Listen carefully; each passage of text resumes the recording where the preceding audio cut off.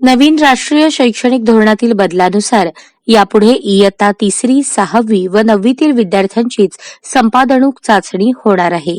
भाषा, गणित आणि सामाजिक शास्त्र व परिसर अभ्यास या 3 पेपरमधून चाचणी होईल.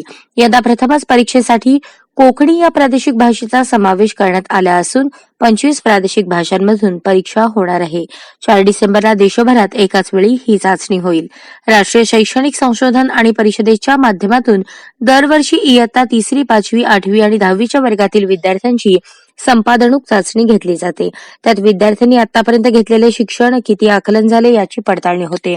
आता नवीन बदलानुसार 3री, 6वी आणि 9वीतील विद्यार्थ्यांची संपादणूक चाचणी घेतली जाणार आहे. एनसीईआरटीच्या माध्यमातून राज्यातील एससीआयटी आणि जिल्हा शैक्षणिक व प्रशिक्षण संस्थेच्या मदतीने 4 डिसेंबरला ही चाचणी पार पडेल.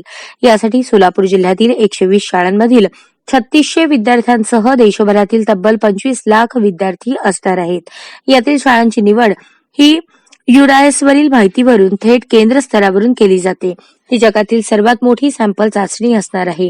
त्यानुसार अभ्यासक्रमात बदल होतील तसेच विद्यार्थ्यांच्या दैनंदिन जीवनाशी संबंधित विषय तथा घटकांचा समावेश अभ्यासक्रमात केला जाणार आहे.